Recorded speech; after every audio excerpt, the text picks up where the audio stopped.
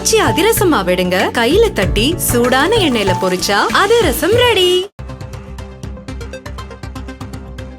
கரூர் கூட்ட நெரிசல் தொடர்பான வழக்குகள் உச்சநீதிமன்றத்தில் விசாரணைக்கு எடுத்துக் கொள்ளப்பட்டு விசாரிக்கப்பட்டு வருகின்றன.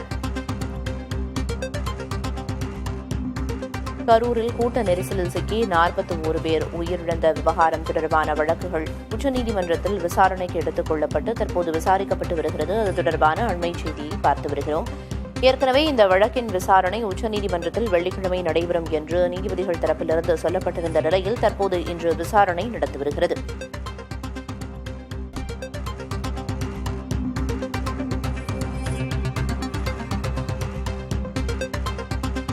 கரூர் கூட்ட நெரிசல் வழக்கு விசாரணை உச்சநீதிமன்றத்தில் தொடங்கியிருக்கிறது.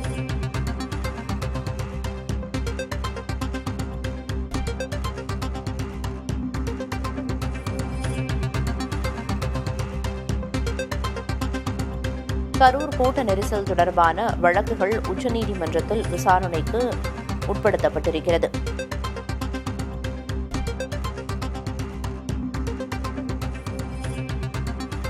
கரூரில் கூட்ட நெரிசல் ஏற்பட்டு 41 பேர் உயிரிழந்த விவகாரம் தொடர்பாக தாவேக தரப்பிலிருந்து மனு தாக்கல்கள் செய்யப்பட்டிருந்த நிலையில் அந்த வழக்குகள் இன்று விசாரிக்கப்பட்டு வருகின்றன. கரூர் கூட்ட நெரிசல் தொடர்பான வழக்குகள் உச்சநீதிமன்றத்தில் விசாரிக்கப்பட்டு வருகின்றன. ஏற்கனவே வெள்ளிக்கிழமை இந்த வழக்குகள் விசாரணைக்கு எடுத்துக் கொள்ளப்படும் என்று சொல்லப்பட்டிருந்த நிலையில் தற்போது விசாரணை நடந்து வருகிறது.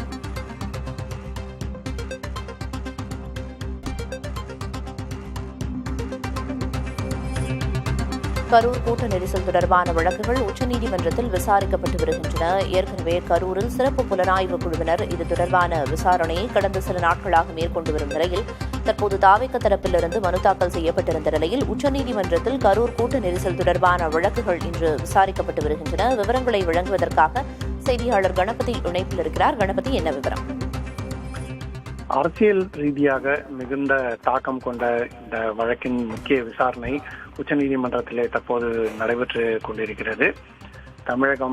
தமிழக வெற்றிக் கழகம் சார்பாக பல்வேறு கருத்துக்கள் முன்வைக்கப்படுகின்றன. ஏனென்றால் சென்னை உயர்நீதிமன்றம் தமிழக வெற்றிக் கழகத்தின் தலைவர் விஜய் குறித்த பல்வேறு கருத்துக்களை தெரிவித்திருந்தது. மேலும் கடுமையான விமர்சனங்களை முன்வைத்திருந்த காரணத்தால் தற்போது உச்சநீதிமன்றத்திலே மனு தாக்கல் செய்து இந்த வழக்கில் தங்களுக்கு எதிரான கருத்துக்களை திருத்த வேண்டும் என தமிழக வெற்றிக் கழகம் முயற்சித்து வருகிறது. மேலும் இந்த வழக்கிலே சிறப்பு விசாரணை குழு அமைத்து அதன் மூலமாக விசாரணை நடைபெறுவது மட்டும் போராது, சிபிஐ விசாரணை தேவை எனவும் பல்வேறு கருத்துக்கள் தெரிவிக்கப்பட்டு வருகின்றன. ஆகவே அது தொடர்பாகவும் இன்று விசாரணை நடைபெறும் என எதிர்பார்க்கப்படுகிறது. தமிழக வெற்றிக் கழகத்தின் மனு தவிர பாரதிய ஜனதா கட்சி சார்ந்த வழக்கறிஞர் ஒருவர் தாக்கல் செய்த மனு மற்றும் தாவேகாவின் ஆனந்த் மற்றும் நிர்மல்குமார் ஆகியோர் தாக்கல் செய்த முன்பணி மனுக்கள், இந்த மனுக்கள் உயர்நீதிமன்றத்தில் நிராகரிக்கப்பட்டது உங்களுக்கு நன்றாக தெரியும். அது தற்போது மேல்முறையீடாக உச்சநீதிமன்றத்துக்கு வந்திருக்கிறது. ஆகவே பல்வேறு அம்சங்கள் இந்த முக்கிய விசாரணையில் இடம்பெறும் என எதிர்பார்க்கப்படுகிறது. இன்றைய விசாரணையின் முடிவு அரசியல் ரீதியாக தமிழக அரசியலிலே சட்டமன்ற தேர்தல் பிரச்சாரம் தீவிரமாக நடைபெற்று வரும் இந்த சமயத்தில் பல்வேறு தாக்கங்களை உருவாக்கக்கூடியதாக அமையும் வாய்ப்பு இருக்கிறது. என்னென்ன மாதிரியான வாதங்கள் முன்வைக்கப்பட்டுச்சு அப்படின்னு குறிப்பிட்டீங்க. அதே போல நீதிமன்றம் தரப்பிலிருந்து உச்சநீதிமன்றம் தரப்பிலிருந்து ஏதேனும் கேள்விகள் எழுப்பப்பட்டிருக்கா இந்த வழக்கு விசாரணையின் போது? கணபதி, உச்சநீதிமன்றத்தை பொறுத்தவரை இது ஆரம்ப கட்ட விசாரணை. ஆகவே அவர்கள் ஏற்கனவே எழுத்து மூலமாக தாக்கல் செய்யப்பட்டுள்ள விவரங்கள், கோரிக்கைகள் தவிர தற்போது நீதிமன்றத்திலே ஒவ்வொரு தரப்பும் எத்தகைய வாதங்களை முன்வைக்கின்றன, அந்த வாதங்களுக்கு பதில் வாதங்கள் என்ன போன்ற விஷயங்களை எல்லாம் தற்போது கவனித்து வருகிறது. ஆகவே பல்வேறு அம்சங்கள் பரிசீலனை செய்து அதன் அடிப்படையிலே உச்சநீதிமன்றம் தனது முடிவுகளை எடுக்கும் என எதிர்பார்க்கலாம். அதற்கு முன்னதாக தமிழக அரசு, தமிழ்நாடு காவல்துறை ஆகியோரின் கருத்துக்கள் என்ன மற்றும் ஏற்கனவே இந்த வழக்கின் விசாரணையிலே உயர்நீதிமன்றத்தில் நடைபெற்ற விசாரணை தொடர்பாக சம்பந்தப்பட்டவர்களின் கருத்துக்கள் என்ன என்பதை எல்லாம் கேட்டறிய தற்போது உச்சநீதிமன்றம் முயற்சி செய்து கொண்டிருக்கிறது. பிரியதர்ஷினி, அதே போல கணபதி, தாவேக தரப்புல இருந்து மேலும் என்னென்ன வாதங்கள் எல்லாம் வைக்கப்படுறதுக்கு வாய்ப்பு இருக்குன்னு நம்ம புரிஞ்சுக்கலாம்? ஆரம்பத்திலிருந்தே இந்த வழக்கு தொடர்பான பல்வேறு சர்ச்சைகள் தொடர்ந்து வருகின்றன. குறிப்பாக இந்த சம்பவம் நடைபெற்றதற்கு எந்த அளவுக்கு தாவேகா பொறுப்பு, அதாவது தாவேகா சார்பாக வழங்கப்பட்ட விவரங்கள், எடுக்கப்பட்ட நடவடிக்கைகள் சரியாக இருந்தனவா, இல்ல அது அந்த நிகழ்ச்சியில் ஏற்பட்ட தாமதம், இந்த தள்ளுமுள்ளு, அதிலே பரிதாபமாக 41 உயிர்கள் பறிபோனதற்கு காரணமா என்றெல்லாம் பல்வேறு கேள்விகள் எழுப்பப்பட்டிருக்கின்றன. அந்த கேள்விகள் எல்லாம் உயர்நீதிமன்றத்திலே பரிசீலனைக்கு வந்ததை நாம் பார்க்கிறோம். அப்படிப்பட்ட சூழ்நிலையிலே 41 உயிர்கள் பலி போயிருக்கும் நிலையிலே இனிமேல் அது போன்ற சம்பவங்கள் எதுவும் நிகழக்கூடாது என்பதற்காகத்தான் கரூர் அவலம் குறித்த இந்த வழக்கின் விசாரணை உயர்நீதிமன்றத்திலே முக்கியத்துவம் பெற்றது. அதே போல உச்ச நீதிமன்றத்திலும் முக்கியத்துவம் பெறுகிறது. ஆகவே சம்பவத்துக்கு காரணம் என்ன என்பதை கண்டறிந்தால் அதன் மூலமாக இனி அப்படி நடக்காமல் தடுக்கலாம் என்பது ஒரு முக்கிய அம்சமாக இருக்கிறது. ஆகவே அந்த அம்சம் உச்சநீதிமன்ற விசாரணையிலும் முக்கியத்துவம் பெறும் என எதிர்பார்க்கலாம். இந்த விவகாரத்தை பொறுத்த வரைக்கும் மத்திய விசாரணை அமைப்புகள் தலையிட்டு இது தொடர்பாக விசாரிக்கணும் அப்படிங்கிற ஒரு தரப்பும் தாவேக்கல்ல இருந்து சொல்லப்பட்டிருந்துச்சு. அது தொடர்பான விசாரணையும் நடந்து வருகிறதா? நிச்சயமாக. அதாவது அவர்களுடைய கருத்து என்னவென்றால், இந்த சம்பவத்துக்கு பாதுகாப்பு அளிக்கும் பணிகளை தமிழக காவல்துறை மேற்கொண்டது. தமிழக காவல்துறை, தமிழக உளவுத்துறை ஆகியவை விஜயின் இந்த கூட்டம் மட்டுமல்லாமல் எந்த அரசியல் கட்சி மிகவும் முக்கிய தலைவர்கள் எந்தெந்த ஊர்களிலே பிரச்சார கூட்டங்கள் நடத்துகிறார்கள், பேரணிகள் நடத்துகிறார்கள், அங்கு எவ்வளவு மக்கள் அந்த கூட்டங்களிலே கலந்து கொள்ள வாய்ப்பு இருக்கிறது போன்ற பல்வேறு அம்சங்களை பரிசீலிப்பார்கள். ஆகவே அத்தகைய சூழ்நிலையில் தற்போது 41 உயிர்கள் பலி போயிருக்கும் நிலையிலே தமிழக காவல்துறையே இந்த வழக்கின் விசாரணையை மேற்கொள்ள வேண்டுமா அல்லது வேறு யாரும் இதை விசாரணை செய்ய வேண்டுமா என்கிற அடிப்படையில் தான் அவர்கள் கேள்வி எழுப்பினார்கள். தமிழக காவல்துறைக்கும் இதிலே ஒரு பொறுப்பு இருக்கும் நிலையிலே தமிழக காவல்துறையே விசாரணை செய்யாமல் சிபிஐ விசாரணை செய்யலாம் என்கிற கருத்து வலியுறுத்தப்பட்டது. ஆனால் சென்னை உயர்நீதிமன்றம் அந்த கருத்தை ஏற்றுக்கொள்ளவில்லை. சிறப்பு விசாரணை குழு அமைத்து தற்போது விசாரணை நடைபெற்று வருவது உங்களுக்கு நன்றாகவே தெரியும். அத்தகைய சூழ்நிலையில் தான் தற்போது மேல்முறையீடு செய்யப்பட்டிருக்கிறது. மேலும் விஜய் அன்று இத்தனை உயிர் பலி ஏற்பட்ட சூழலிலே அங்கிருந்து எப்படி சென்னை திரும்பினார், பாதிக்கப்பட்டவர்கள் குடும்பங்களை சந்திக்க அவர் செல்லவில்லையா என்று அதற்கெல்லாம் உயர்நீதிமன்றம் சில கருத்துக்களை முன்வைத்திருந்தது. அந்த கருத்துக்களுக்கு தற்போது பதில் அளிக்கப்பட்டு வருகிறது. என்ன காரணத்தால் அவர் சம்பவம் நடைபெற்ற இடத்துக்கு திரும்ப செல்லவில்லை, ஏன் அவர் சென்னை சென்றார் போன்ற விஷயங்களுக்கான வாதங்கள் முன்னெடுத்து வைக்கப்படுகின்றன. காவல்துறை பாதுகாப்புடன் விஜய் அங்கிருந்து வெளியேறினார் என்பதெல்லாம் தற்போது உச்சநீதிமன்றத்திலே தெரிவிக்கப்பட்டுள்ளது.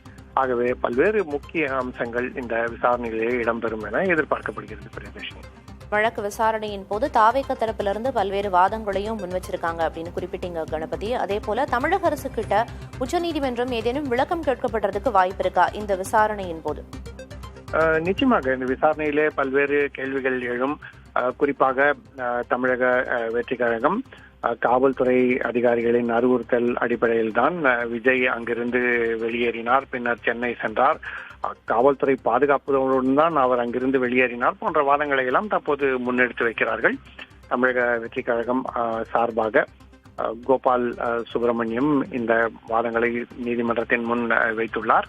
அப்படிப்பட்ட சூழ்நிலையிலே என்னென்ன கேள்விகளுக்கு இங்கே விடை கிடைக்கிறது, மேலும் என்னென்ன கேள்விகளுக்கு விடை தேட வேண்டும் என்பதை நீதிபதிகள் முடிவு செய்து அதன் அடிப்படையிலே தமிழக அரசு, தமிழக காவல்துறை மற்றும் தமிழக வெற்றிக் கழகம் உள்ளிட்டோர் இந்த விஷயத்திலே தங்கள் தரப்பிலிருந்து கூடுதலாக என்ன தகவல்களை அளிக்க வேண்டுமோ அதை கேட்டு பெறுவதற்கான வாய்ப்பு இருக்கிறது. பிரியதர்ஷினி, அதே போல உச்சநீதிமன்றத்தில் விசாரணையின் போது தாவேக தரப்பிலிருந்து என்னென்ன ஆதாரங்கள் சமர்ப்பிக்கப்பட்டிருக்குங்கிறது தொடர்பான தகவல் ஏதேனும் வெளியாகி இருக்கா கணபதி? ஏற்கனவே பல்வேறு விவரங்களை அவர்கள் எழுத்து மூலமாக இந்த மனுவுடன் சமர்ப்பித்திருக்கிறார்கள். அதாவது இந்த மனுவை உச்சநீதிமன்றத்திலே தாக்கல் செய்த போது இந்த மனுவை தாக்கல் செய்வதற்கான காரணங்கள் என்ன, நடந்த சம்பவம் என்ன, அதன் விவரங்கள் என்ன, அதன் பிறகு உயர்நீதிமன்றத்தில் நடைபெற்ற விசாரணையின் விவரங்கள், அதன் முடிவுகள் என்ன, அதன் அடிப்படையிலே இங்கே மனு தாக்கல் செய்வதற்கான காரணங்கள் என்ன என்பது அனைத்து விவரங்களையும் எழுத்து மூலமாக குறிப்பிட்டிருக்கிறார்கள். எழுத்து மூலமான விவரங்கள் அனைத்தும் நீதிபதிகள் ஏற்கனவே படித்து பரிசீலனை செய்திருப்பார்கள். அந்த சமயத்திலே அவர்களுக்கு மேலும் கேள்விகள் அவர்களுடைய மனதில் எழக்கூடும். அந்த விவரங்களை கேட்டு பெறுவதற்கு தற்போதைய விசாரணையிலே அவர்கள் சம்பந்தப்பட்ட வழக்கறிஞர்களிடம் கேட்கலாம். மேலும் அது தொடர்பான விவரங்கள் விரிவாக சமர்ப்பிக்கப்பட வேண்டும் என்றால் எழுத்து மூலமாக சமர்ப்பிப்பதற்கும் உத்தரவிடலாம். ஆகவே பல்வேறு விதமான வாய்ப்புகள் இருக்கின்றன. இத்தகைய சூழ்நிலையில்தான் மனுக்கள் தாக்கல் செய்யப்பட்டு அந்த மனுக்களை வெள்ளிக்கிழமை விசாரணை என உச்சநீதிமன்றம் முடிவு செய்து இன்று விசாரணைக்கு எடுத்திருக்கிறது. ஆகவே இன்று இது தொடர்பான பல்வேறு முக்கிய விசாரணைகள் நடைபெறும் என எதிர்பார்க்கப்படுகிறது. விசாரணை தற்போது வரைக்கும் எந்தெந்த நிலையில இருக்கு அப்படின்னு குறிப்பிட்டீங்க கணபதி. குறிப்பா அந்த பரப்புரை நடந்த இடத்திலிருந்து விஜய் ஏன் வெளியேறினார் அப்படிங்கிற ஒரு தகவலையும் தாவேக தரப்புல இருந்து விளக்கமாக கொடுத்திருக்காங்க. அது குறித்த தகவலையும் சொல்லுங்க கணபதி. நிச்சயமாக, அதாவது தமிழக வெற்றி கழகம் தனது தரப்பு நியாயத்தை பல்வேறு முறைகளிலே வெளியிட்டு வருகிறது. ஏற்கனவே இது தொடர்பாக தவேக தலைவர் விஜய் ஒரு காணொலி ஒன்று வெளியிட்டதையும் நாம் பார்த்தோம். அதிலே பல்வேறு உண்மைகள் வெளிவரும், நியாயத்துக்காக நாங்கள் போராடுவோம் என்றெல்லாம் அவர் சொல்லியிருந்தார். அப்படிப்பட்ட சூழ்நிலையில் தான் அதற்கு பிறகு உயர்நீதிமன்றத்திலே விசாரணை நடைபெற்றது. இந்த வழக்கிலே உயர்நீதிமன்றத்தில் தவேக அல்லது விஜய் எதிர் மனுதாரர்களாக இருந்தார்களா என்பதை தற்போது உச்சநீதிமன்றத்திலே நீதிபதிகள் கேட்டிருக்கிறார்கள்.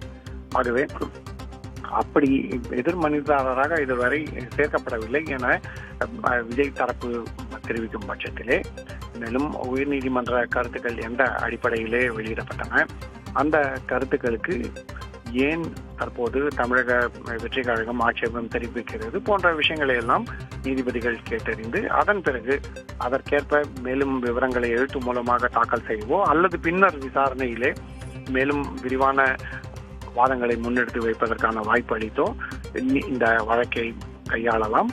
ஆகவே பல்வேறு விதமான அம்சங்களுக்கு வாய்ப்பு இருக்கிறது. அத்தகைய வாய்ப்பில் தான் இன்றைய உச்சநீதிமன்ற விசாரணை தற்போது நடைபெற்றுக் கொண்டிருக்கிறது. கணபதி, இந்த விவகாரத்தை பொறுத்த வரைக்கும் விஜயோட பரப்புரை வாகனமும் சரி, அந்த வாகனத்திலிருந்து சிசிடிவி கேமராவோட வீடியோக்களும் சரி முக்கிய பங்காற்றுது. அதை சமர்ப்பிக்க கோரி உச்சநீதிமன்ற நீதிபதிகள் தாவேக தரப்புக்கு சொல்லியிருக்காங்களா அல்லது ஏற்கனவே சமர்ப்பிக்கப்பட்டிருக்கா அந்த வீடியோ ஆதாரங்களும்? தவேக சார்பாக ஏற்கனவே பல்வேறு விவரங்கள் சமர்ப்பிக்கப்பட்டுள்ளன. எழுத்து மூலமாக சமர்ப்பிக்கப்பட்ட விவரங்கள் என்ன என்பது ஏற்கனவே நீதிபதிகளுக்கு தெரியும். அது தவிர தற்போது வாதங்களாக நீதிமன்றத்தில் எடுத்து வைக்கப்பட்டு கொண்டிருக்கும் கருத்துக்களையும் அவர்கள் பரிசீலனை செய்து கொண்டிருக்கிறார்கள். அத்தகைய சூழ்நிலையில் ஏற்கனவே உயர்நீதிமன்ற வழக்கு, அங்கு வழங்கப்பட்ட உத்தரவு ஆகியவையும் தற்போது நீதிபதிகள் முன் இருக்கின்றன. ஆகவே பெரும்பாலான விவரங்கள், இதுவரை என்ன நடந்தது என்பது தொடர்பான விவரங்கள் நீதிபதிகள் முன்பு உள்ளது. இதை தவிர கூடுதல் விவரங்கள் தேவை என அவர்கள் கருதினால் அத்தகைய விவரங்களை பெறுவதற்கான உத்தரவுகள் இன்று பிறப்பிக்கப்பட வாய்ப்பிருக்கிறது. விசாரணை எவ்வளவு நேரம் நடைபெறும்னு எதிர்பார்க்கலாம்? எப்போது இந்த முக்கியமான உத்தரவு பிறப்பிக்கப்படுறதுக்கான வாய்ப்பு இருக்கு கணபதி? விசாரணைக்கான அவகாசம் எதுவும் முடிவு செய்யப்படவில்லை. ஏனென்றால் இந்த வழக்கை இதுவரை இதற்கு முன்பு, அதாவது நேற்றோ அதற்கு முன்தினமோ எடுத்து விசாரிப்பதற்கான அவகாசம் இல்லை என்பதால் இன்று அதற்கான அவகாசம் ஒதுக்கப்பட்டு விசாரணை நடக்கிறது. தேவைப்படும் சூழலிலே இந்த அவகாசம் இன்னொரு நாளைக்கு நீட்டிக்கப்படலாம். அதாவது விசாரணையை ஒத்திவைத்து வேறொரு நாள் மீண்டும் தொடர்வதற்கும் உச்சநீதிமன்றம் முடிவு செய்யலாம். ஆனால் அது வழக்கிலே வழக்கறிஞர்கள் வாதங்களுக்கு எவ்வளவு கால அவகாசம் தேவை என விரும்புகிறார்களோ அதை பொறுத்தே அமையும். இன்று முதல் விசாரணை என்பதால் உச்சநீதிமன்றம் எழுத்து மூலமாக மேலும் விவரங்களை கேட்பதற்கான வாய்ப்பு இருக்கிறது. அதற்கான நோட்டீஸ் பிறப்பிப்பதற்கான சூழலும் இருக்கிறது. அதேபோல இந்த விவகாரத்தை தொடர்ந்து பாதுகாப்பு குறைபாடு நிலவியதா தாவேக தரப்பினர் தொடர்ந்து சொல்லி வந்தாங்க. இப்ப தமிழக காவல்துறையினர் தரப்புல இருந்து அவங்க ஏதேனும் வேற விஷயங்களை முன் வச்சிருக்காங்களா பாதுகாப்பு குறைபாடு காரணமாக? நிச்சயமாக தமிழக காவல்துறை சார்பாக ஏற்கனவே உயர்நீதிமன்றத்தில் பல்வேறு விவரங்கள் தெரிவிக்கப்பட்டது உங்களுக்கு நன்றாக தெரியும். அதாவது எத்தனை நபர்கள் இந்த பேரணியிலே பங்கு பெறுவார்கள் என முன்பு தாவேகா மூலமாக தெரிவிக்கப்பட்டிருந்தது. தாவேகா தெரிவித்த அந்த எண்ணிக்கையை விட அதிக எண்ணிக்கையிலே மக்கள் பங்கேற்றது மற்றும் எத்தனை மணிக்கு இந்த பொதுக்கூட்டம் நடைபெறும், அங்கு விஜய் எத்தனை மணிக்கு பேரணிக்கு வந்து சேர்வார் என தெரிவிக்கப்பட்டிருந்ததில் நீண்ட காலதாமதம் ஏற்பட்டது போன்ற பல்வேறு விவரங்களை காவல்துறை ஏற்கனவே குறிப்பிட்டுள்ளது. அதற்கெல்லாம் காரணம் என்ன, அவை இந்த சம்பவம் நடைபெறுவதற்கு எந்த அளவுக்கு காரணிகளாக அமைந்தன, வேறு காரணங்கள் என்ன போன்ற பல்வேறு விஷயங்கள் குறித்த நீண்ட விசாரணை தேவை என விஜய் தரப்பிலும் அவரது கட்சி தரப்பிலும் வலியுறுத்தப்பட்டு வருகிறது. ஆகவேதான் அவர்கள் மேன்முறையீடும் உச்சநீதிமன்றத்திலே தாக்கல் செய்திருக்கிறார்கள். அப்படிப்பட்ட சூழ்நிலையில் விஜய் மற்றும் அவரது கட்சியை சேர்ந்தவர்கள் எடுத்த நடவடிக்கைகள், காவல்துறையினர் எடுத்த பாதுகாப்பு நடவடிக்கைகள் ஆகிய அனைத்துமே பரிசீலனைக்கு வருவதற்கு வாய்ப்பு இருக்கிறது. ஆகவே இரண்டு பக்கங்களையும் நீதிபதிகள் விரிவாக பரிசீலனை செய்வார்கள் என எதிர்பார்க்கலாம். பிரியதர்ஷினி, இருதரப்பு வாதங்களையும் நீதிபதிகள் கேட்டு வரும் நிலையில் விசாரணை தற்போது எந்த நிலையை எட்டியிருக்கிறது அப்படிங்கிற பல்வேறு தகவல்களை சொன்னீங்க கணபதி. விசாரணை முடிந்த பிறகு தாவேகா தரப்பு வழக்கறிஞர் செய்தியாளர்களை சந்திக்கிறதுக்கு வாய்ப்பு இருக்கா? அந்த செய்தியாளர்கள் சந்திப்பில் முக்கியமான தகவல்கள் பகிரப்படுறதுக்கு வாய்ப்பு இருக்கா?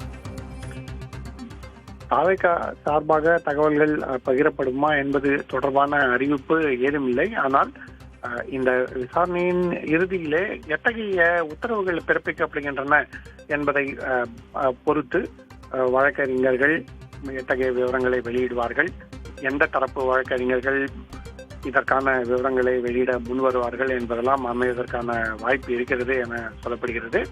ஏற்கனவே இது குறித்து இந்த விசாரணைக்கு முன்பாக வழக்கறிஞர்களை கேட்டபோது விசாரணைக்காக காத்திருங்கள், அதன் பிறகு தகவல்கள் தெரிய வரும் என தெரிவித்திருக்கிறார்கள். ஆகவே தமிழக அரசு சார்பான வழக்கறிஞர்களோ அல்லது தமிழக காவல்துறை சார்பாகவோ அல்லது தமிழக வெற்றி கழகம் சார்பாகவோ வழக்கறிஞர்கள் இந்த விசாரணை முடிந்த பிறகு என்ன உத்தரவு வெளிவருகிறதோ அதன் அடிப்படையிலே தகவல்களை வெளியிடுவதற்கான வாய்ப்பு இருக்கிறது. அது தொடர்பான விவரங்களை எல்லாம் புதிய தலைமுறை உடனுக்குடன் தெரிவிக்கும். தாவேகா தரப்பிலிருந்து பல்வேறு வாதங்கள் முன்வைக்கப்பட்டிருக்கு கணபதி. அது தொடர்பான பல்வேறு தகவல்களை நீங்க சொன்னீங்க. இணைப்பிலேயே இருங்க. ஆச்சி அதிரசமா விடுங்க, கையில தட்டி சூடான எண்ணெயில பொரிச்சா அதிரசம் ரெடி.